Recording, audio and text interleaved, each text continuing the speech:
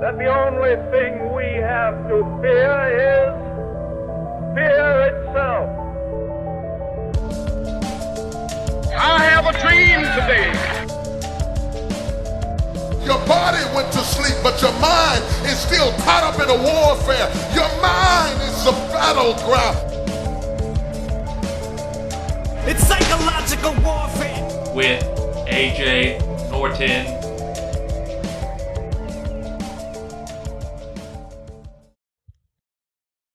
Hello, everybody.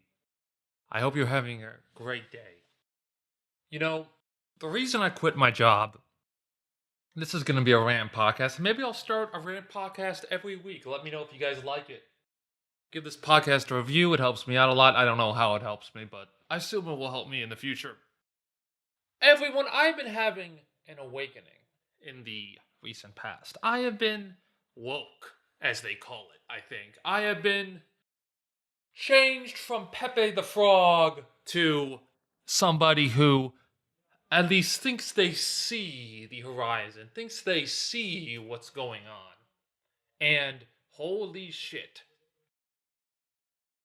I learned a lot about our government. I hope to have a podcast, hopefully on one of my favorite people, who I've already mentioned on this podcast, on Smedley Butler. If you don't know who he is, look him up. He's one of the most patriotic people ever. But I recently just came across a YouTube channel. Let me start back. I came across a YouTube channel called The Young Turks a year ago. And it's almost coming up on a year when I got into politics. And I mean, I'm 24. I could have voted for Romney or Obama in 2012, but I did not. I did not care. I was at Virginia Tech at the time. I remember that day. I just went along with my day, watched the election come in, and I thought Obama was a lot better. I didn't really have a left-right ideology, left-right, up, down, south, north, east, west, kumbaya, whatever. I didn't really have an ideology. But when I saw the election of 2016, and I'm sorry I'm going to bring up the election, but this election was a real awakening, and it wasn't because of the result and all the stuff that happened with the WikiLeaks and the Bernie Sanders and the Jill Stein. I voted for Jill Stein. I say that a lot. I think I've said that a few times in this podcast. I can't vote against the climate. I think we're screwed. But I was watching this debate. I remember, so Donald Trump had just entered the debate, and I was like, I'm going to watch the first debate with Donald Trump because he was the front runner. And this was when they had the Republican debate, and there was literally 17 people up there on the stage. And, Donald was in the center. He had the lead. What I tuned in for, I don't know, but I just wanted to see, why is this guy leading? I didn't really get it. I really didn't get political ideology. I didn't understand, the military-industrial complex. I didn't understand our history of war, our history of empire spread throughout the country. I didn't understand really just our history. Just, I feel the typical high school history anyone gets taught. Pearl Harbor happened. We entered World War II, World War I. Communist Russia and how the communist ideology ends in complete dictatorship where everyone dies, and the communist regimes have killed millions of people, which is true, as well as the fascist regimes. And I was watching this guy talk and say whatever he wants, and I knew who Donald Trump was. I quickly discerned him as kind of this guy who would just say anything because he's a reality TV show star. I still think he just treats everything like he's a reality TV star. And it works because I think Donald Trump, in a way, is a reflection on ourselves. We don't want to confront the real truth. The real truth that, our military has been killing people and hiding under the Pentagon for decades. That our whole healthcare system is beyond fucked up. The pharmaceutical companies lobby the hell out of us. We don't want to confront these huge problems, which it's going to take a very big solution to go against. And I think Donald Trump shows us that, when you're confronted with these economic woes the country has, where I was just reading like 76% of the wealth in America is consolidated with the 1%, and we are the richest country on earth. Wall Street, the biggest financial summation, is simply, is not taxed, and they just make money off of betting, and it's just, casino gambling with billions, trillions of dollars, and then they can bet money they don't even have and crash the economy at will. And then if they crash, Bush and Obama just bail them out and give them money they don't deserve instead of nationalizing the banks. But I didn't know any of that at the time. I just saw Donald Trump and I was like, what has led our country to this point? And it just led me on this conquest of looking into things such as the Zeitgeist movement. I hope I can do a podcast on that. And understanding that, we cannot continue to plunge the earth, to take all the oil, take all the minerals, and expect our finite environment. Everything is finite in our world. The amount of energy you have is finite. The amount of money you have is finite. Even if you're Bill Gates. Now, you can earn more. Gotta go back to that 9-to-5 grind, everybody. You can do all of that. But what you're going to have to do eventually is face up to the fact that our country has been brutalizing the Middle East, has been brutalizing, Africa for all its minerals. And we have to one day realize that we have to face the ramifications of taking all these resources. We cannot expect to take all the oil on the earth and nothing happen, not, process or receive any negative outcomes from that. And in this system we have where everything is profitized, the only incentives are driven through profiting, through the money. Show me the money, Lonnie, honey. In this system where we only profit, there's no incentive to do good. There's no incentive to be environmentally friendly. There's no incentive to help the person lower on the ladder than you. The only incentive there is to make more money. And the system has finally decided to suffocate itself because it has no other incentives which we need to adhere to. My biggest problem, as Chris Hedges has said, Chris Hedges is a great guy to follow if you've never looked him up. With the election of Obama did not do enough on the climate crisis. No president has done enough on the climate crisis, but it may have been lost with Obama not doing enough. The Paris Accords was not enough. Obviously, we've gotten pulled out of that, blah, blah, blah, blah, blah, but Obama could have done things to make it impossible for anyone to pull out. And that scares me a lot with how deep is going. And what this led me on the journey of seeing Donald Trump. And I know it's really not about Donald Trump, Hillary Clinton, Barack Obama, Rand Paul, Bernie Sanders, Paul Ryan. I shouldn't say I should have an counter on this podcast. Jill Stein. I voted for Jill Stein. It's not about them. What is about Jill Stein in a way? It's about the total and utter corruption of our political system run by the corporate state.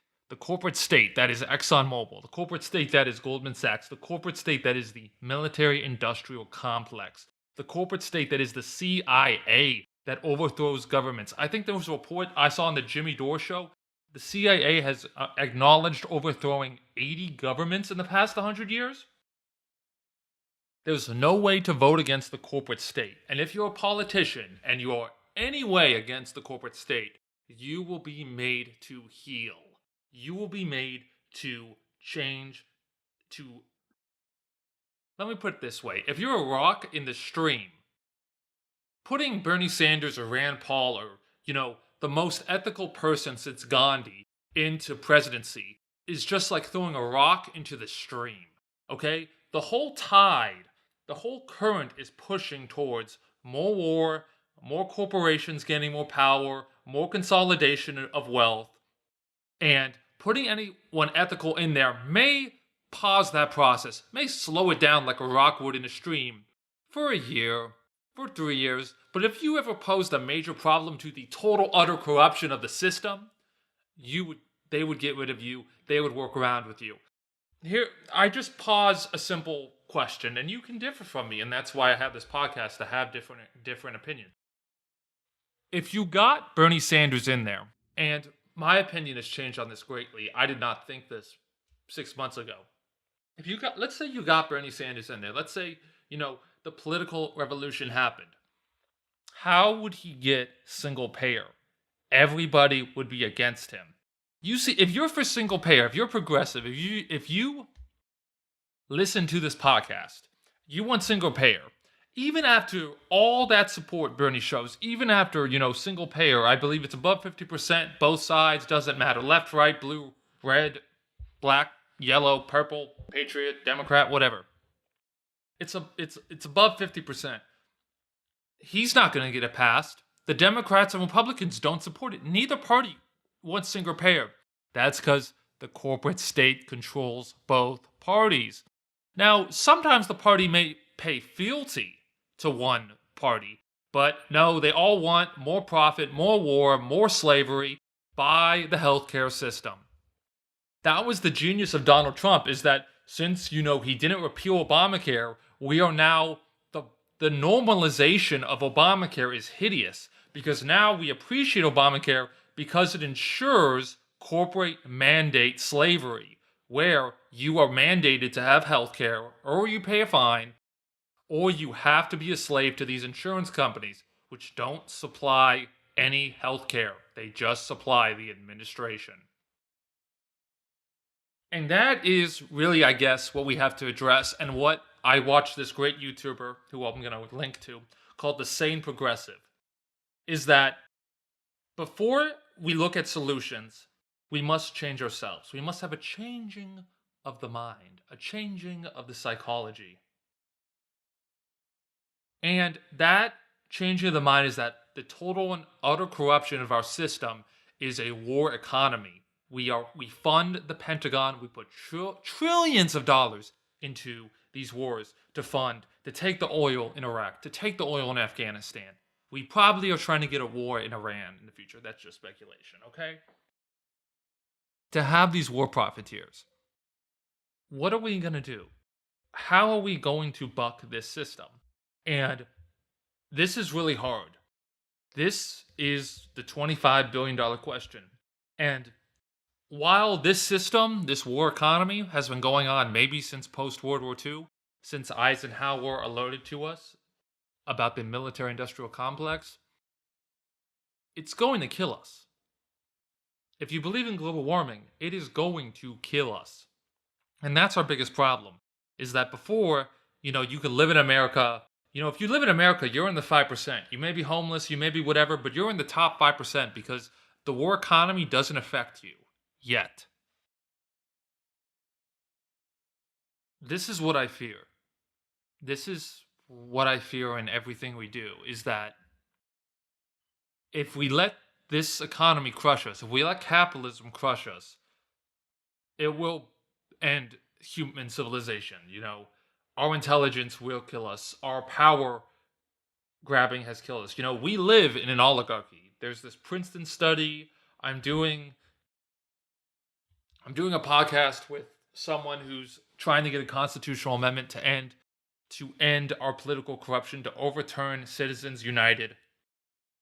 And, the corporate state has completely bought every election. And if they haven't bought every election, they will figure out a way to keep them close. And so, sadly, this isn't about any politician. This isn't about a face. This isn't about a person. No one can save us. Even putting in the most ethical person will not save us from global warming. It's too late for that. I think Obama was our last chance.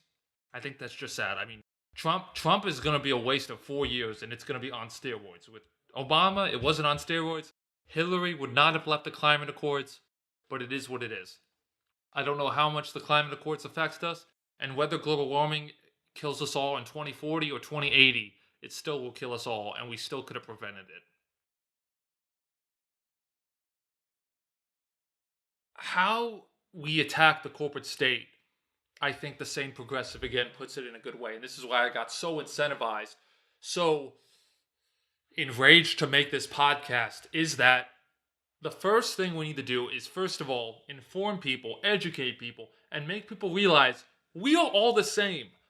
There is no divide. That's what you turn on the news and it's all division. It's all, oh, Charlottesville. And while Charlottesville's bad, it's all about, oh, we need to talk about, the Antifa versus the Nazis. We all agree. I mean, forget this little, it's a big deal, but forget about this little incision. We agree on so many more things.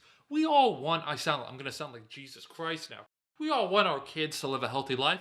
We all want to live till we're 90. We all want to have an equal opportunity to learn, to go to school, to have water and not live in Flint, Michigan, which is now poisoned. I was just reading this story that East Chicago is apparently worse. We all want an opportunity to better ourselves, to travel, to have as many kids, to have a beautiful wife, husband, dog, whatever. We all want these things. We are not that much different. But you turn on the news and it's so divisive. And it's the same old story of divide and conquer, baby. Divide and conquer. Put us into our groups. Hey, I think the normal Trump supporter, or what gave Trump his support is that, they wanted to destroy the establishment. They wanted to destroy the establishment. Bernie Sanders, they wanted to destroy the establishment. They may not see the problem like I do, because I don't think Bernie calls it out as much, that we live in a military war economy that is run by basically all our money going to more war and the pillaging of these other countries that we don't see firsthand yet. And we live in the biggest surveillance state ever. And they listen to my podcast. I wonder if they have an AI that actually goes through my podcasts. The Trump supporters and the Bernie Sanders supporters understand this problem. And together, they probably overwhelmingly make up 60% of the electorate, or 60% of the people who vote. A third of the people don't even vote in this country, which I kind of get, because they don't even they understand that Goldman Sachs wins every election. I mean, Mr. Goldman wins every election. Mr. Gold, give me the gold. Don't you just love my voice, guys? If you're listening to this podcast, I want to thank you so much. I want to thank you for supporting me by listening. Please reach out to me. Please just be my friend. I love contacting people. Just on a side note, I was reading Peter Joseph's book. I was watching his movie Zeitgeist, and the real truth is we are all one. You are one with the wall, the sky, the human being next to you. We are all one with the computer recording this podcast. We are all on some symbiotic, metropolitan level connection. I didn't use that word right, okay? I'm not the smartest people, okay? You don't listen to this for the intelligence, folks. Okay? The Trump and the Bernie cohort, I think. Trump isn't about racism. That's not what made him win. That's just BS.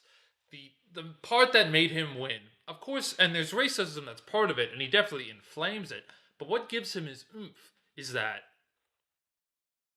Trump wants to destroy the establishment. And that's the only choice they had at the end. That's the only choice. Now, I think if you were me, you thought, okay, he's totally lying. He's a billionaire. He's not going to smash the system. He's benefited from the system. He's a billionaire because he takes advantage of the system. He pays off the government. He admits it. He doesn't pay his taxes because, he can get away with paying his taxes. Anyway, but what are you going to do? You're not going to pay, you're going to vote for Hillary, who's establishment squared.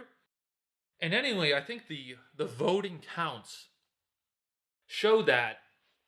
They showed the same thing with Obama. It was just sped up. So Obama swept the power in a landslide victory. He had almost a filibuster-proof Congress. He had 59 Senate seats. Could have done anything. And then 2 years later, he passes, a corporate healthcare plan, I believe. And then the House flips. And then 4 years later, the Senate flips. But he gets reelected. So what happened that day is that Obama showed his corporatism. He got in, saying, I'm not a corporatist. And he beat Hillary back in 2008. He swept the power. And then what happened in 2010? Everyone got wise to his corporatism. Not as many people came out to make sure he had a majority. And he lost the Senate. So the same thing happened. Sorry, he lost the House. The same thing happened with Hillary, except it just happened on election night. She had the support, the liberals have the numbers, she's on the issues, but they saw her corporatism, they could foresee it, they didn't even need to see her to they knew she was just Obama for another 12 years, and they just didn't come out to vote for her. Not the majority that if she had, she lost by so little. I mean, Trump's pretty hideous, but she lost by 70,000 votes between the states of Pennsylvania, Wisconsin, Michigan, which if she won, she would have won. Blah, blah, blah. She would have won. I keep saying stuff, guys. Oh, I hope the sound quality is good on this. I'm using a new recorder. It was just as much as that Trump supporters wanted to smash the establishment, and they were left with those two. If they had Bernie at the end, I believe they would have voted for Bernie, but we didn't get a chance to see that experiment. So if you disagree, you disagree. But you're listening to me. Huh, punk? You want to fight? No, please don't fight me. I'm very weak. I am doing CrossFit, though. I like CrossFit. Trying the too expensive, though. I may sign up again, though. So we had Bernie versus Trump, and then we had that election day watching those results roll in. And so people just didn't like Hillary. That's really what the stats show. But the Trump support was there, the Republican support was there, and they did stick by Trump. So, nice job, Trump. And that's how it goes. So I think, Obama galvanized the progressives, and they came out for Obama. He got the most votes ever, 70 million. Then Obama got 65 million in 2012. And then Hillary got more than that. I think she got 66 million.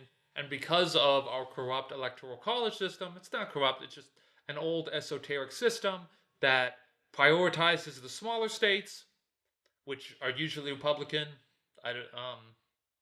because I guess that's the stat show, right? She lost the electoral college, even though she got less votes. Now, I think this was a good wake-up call for the left, because the left just wanted to get in Hillary, and then they wanted to go to sleep, just like they went under sleep with Obama, while Obama took the 2 wars in Iraq and Afghanistan, which we still haven't left, and then expanded them to 8. So we're at war with Syria, we're at war with Somalia, some weird countries. And he signed the Iran deal, which still leaves the door open to go to war with Iran. So the left couldn't go to sleep, and so now we have to face the reality of Trump. And so what Donald Trump does is in a good way, he awakens everyone. But he awakens everyone to him and not to the real problem. And the real problem is not Trump. If we got Trump impeached today and we got Pence, nothing would change. Essentially nothing. The real problem would not be confronted. And the real problem, sadly, as I said again, is that the total war economy corporate state is in total control. And it doesn't matter if you elect a Democrat or Republican, there's still going to be more wars. As he just expanded the war in Afghanistan, there's still going to be, whatever you want. Just pick, poison. That's all it's going to be. There's going to be more war. There's going to be more money to the military-industrial complex. And we're not going to get free college. We're not going to get single payer. You think if we got Bernie Sanders in, we were going to get single payer? Unless we went ape shit and elected every new delegate, every new House and Congress member, we were not going to get single payer because, again, the Democrats are not with it. And Bernie, sadly, should have run third party. If he truly wanted to create a divisiveness or look at a solution to end the military-industrial complex, the military coup that has happened in our government, the shadow government, the corporate state, feud with, I'll say it again, the feud with what Eisenhower said. He needed to run third party, and he did not do that. And that is one of the only true solutions I see, everyone, is that we need a third party. We need someone who doesn't appeal to the corporate state, doesn't lie to us that he's gonna not appeal to corporations, and then do that. And he doesn't appeal to the military. We need a third party. We need to vote Green Party. We need a party to actually smash the establishment. If we don't do that, we are screwed because there's no way to vote against climate. There's no way to vote against climate change or to vote against fossil fuels. There's no way to vote against less war. There's no way. They all do it. They all pay fealty to the military-industrial complex. God, I say that word so much. This worries me a lot. I think we should talk solutions. I think we should talk a town hall with what real solutions are. And I want to have a talk about Smedley Butler, who wrote a book, War is a Racket, to talk about. You know how he was a gangster for capitalism? Quote by him, by the two-time Medal of Honor winner himself. Google it. And, the rest of the world has been in dire straits long before America has been. We've always been, the top. But the eggs are coming home to roost in America, and they showed in this election. And Trump won't fix anything. But for the corporate state, that may be enough because he distracts everyone. He still does the corporate bidding. He divides us. If anything Trump does so well, he wastes time and divides us. Like, who cares what he thinks of Mitch McConnell? Who cares that he makes fun? He calls crooked Hillary, crazy Bernie, small, tiny hands, Jeb, whatever. What does he call him? What does he call Jeb? I forgot. Little Marco, whatever. He divides us, so we keep on talking Trump. But we have never identified the real problem, that we are not going to participate in the military surveillance corporate state that we currently live in. And then we can finally talk solutions where we all stand up and say, hey, you are going to kill us all. This isn't about you. This isn't about me. This is about our children. This is about a human rights movement for the planet, because this empire is going to die, and it is not going to be killed by somebody else. It is going to be killed internally by our overexpansion and by climate change and by global warming. And we can't do this war profiteering ever. It is going to kill us all. And that is my main problem. That's what I think we have to deal with. I think that's how we have to, attack this, is that we have to create a movement, a real movement that doesn't have faces, that doesn't go anywhere when Bernie says, hey, look. And Bernie didn't really attack the military problem, and I think that is the hardest problem to deal. Kudos to him not taking any corporate money. That's beautiful. If you don't take money from Goldman Sachs, I'm listening. And you're for a massive movement on climate change, I am listening. And you're for making tuition-free college? Beautiful. So the corporations don't enslave us, and single payer? Boom. But I didn't hear enough about Bernie's foreign policy to make sure he's against the military-industrial complex, which is the biggest, richest power at afloat. And now look at Trump. He got rid of Bannon, and he's surrounded by generals and upping the war in Afghanistan. I don't blame that on Trump. See, I don't blame that on Trump, though. I want to make this clear, guys. I am left. I am socialist, probably. But I don't blame Trump. I don't blame Hillary. I blame the system. Whoever got in was going to up military. I don't care what they say. I don't care what you get them to sign. Once they're surrounded by all the generals, it's the system. Whatever they are, they're a rock in the stream, and the stream is going towards more intervention. That's simply it, okay? You can put a rock in there, you can put a Rand Paul, you can put a Ron Paul, whatever. The son, daughter, dad, whatever. He's a libertarian, right? Gary Johnson, who cares? You can put him in there, but the stream is always going that way. And until we create a movement that represents a dam in the current, a dam in this river of oligarchy, this river of corporatism, this river of everything that we despise. What are we going to do? And this is a lot, man. I'm almost at 30 minutes here.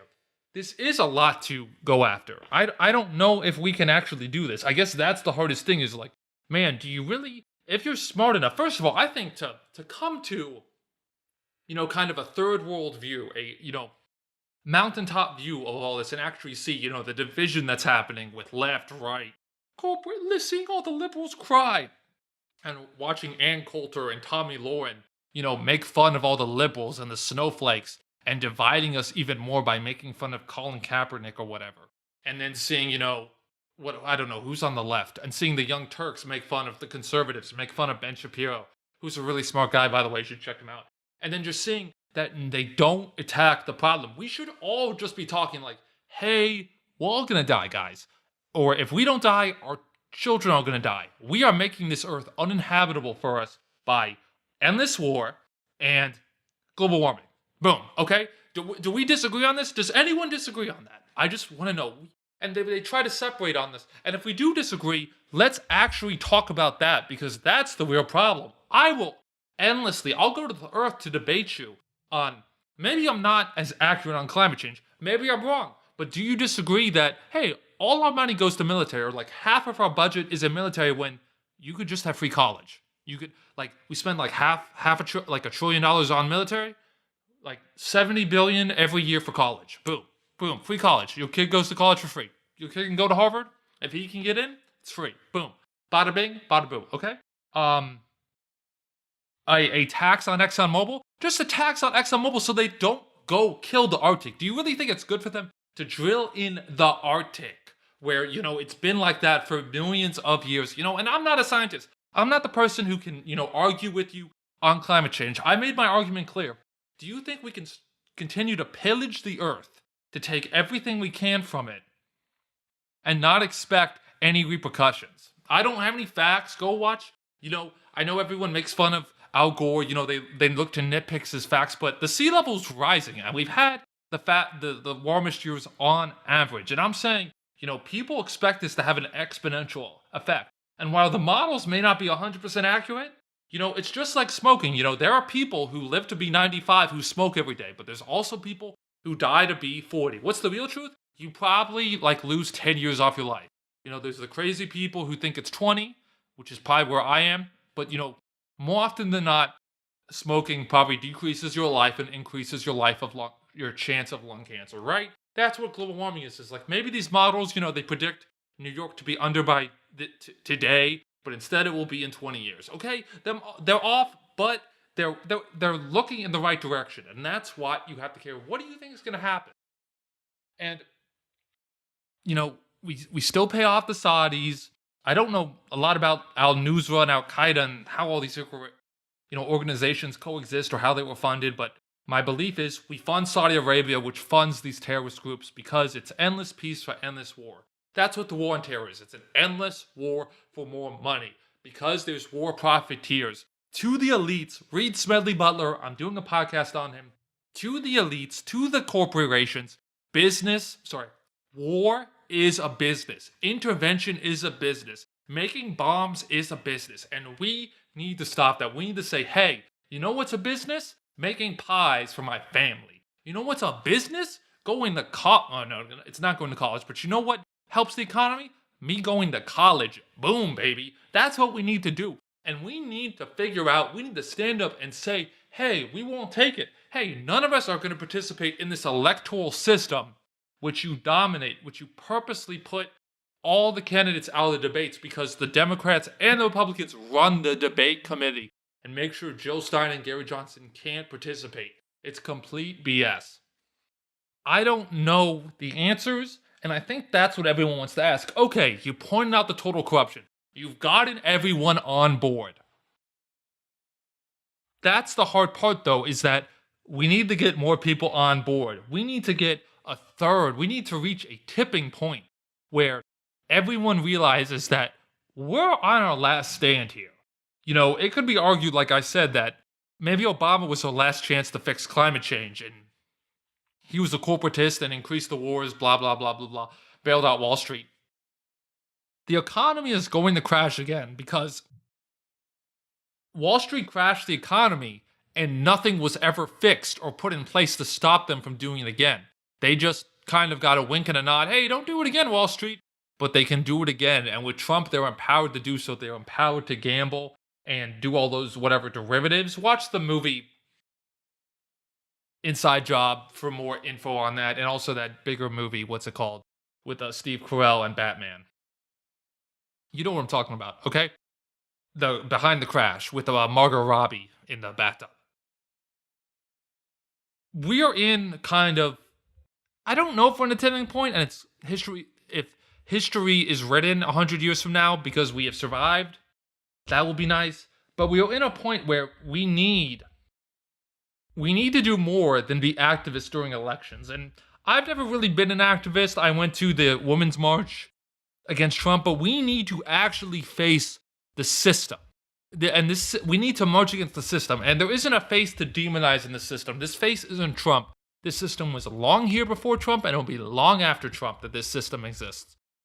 We need to look up and look at the military-industrial complex and say, what the fuck are you doing with our money? My kid can't go to college. I can't eat because of you, because you're putting millions of dollars in the richest, most profitable country on earth. We make 15 trillion, 16 billion trillion dollars a year, and you could easily give us things, okay? And ever since the 60s, they've had a war on government doing anything, Ever since Lewis Powell got on the Supreme Court, they ruled corporations are people, Buckley v. Velotti, and Boston versus whatever. Those two Supreme Courts and Citizens United completed the coup of the corporate state in our democracy. We have been totally taken over, and this fucking sucks.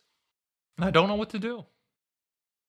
And, I just want everyone to be empowered to actually talk about difficult issues. And maybe I should have someone on this podcast to actually argue with them, to actually talk to them, and not just talk to myself. But I just want people to understand that I think we see this, left-right fever, and we see all these problems, and we see, what are we going to do? And you just want to live your life, get a job, make money, go to the corporate state, go to the dictatorship. This also dawned on me for anyone who's having a job. If you have a job, if you work for somebody, and you're not the CEO, the only reason anyone would hire you is because your output is more than you pay them, right? If you pay someone $20 an hour, that's because you expect to get out of them something that is in value worth more than $20 an hour, or else you would have fired them. That's just a point. I thought I didn't quit my job, guys. I got fired. I didn't want to tell anyone, but I actually got fired. And I told my parents I quit, but I got fired. And my mom intuitively thought I quit because, my mom intuitively thought I got fired because she knows me. She knows that I'm not always the most disciplined person, especially at waking up early. Oh my God, I hate waking up at 8 o'clock. I'm a night owl, and some people are made for it, but God, having to work for those slave hours suck. We live in America, guys. We live with the internet. The internet's open 24/7.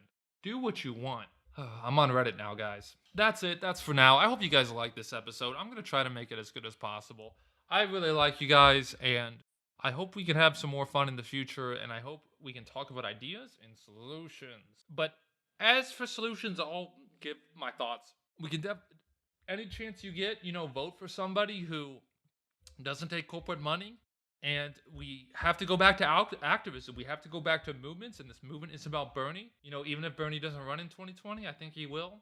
This is about, actually fixing the problems. And even if Bernie doesn't tackle the problems, if we get Bernie in, he'll give us the leeway to actually use the bully pulpit to actually tackle these problems. And we need to do that. We need to go with Bernie, and we need to not let him, mold or meld into the establishment and support Hillary. How disgusting. See you guys. Have a great day and be positive. Have the best day of your lives.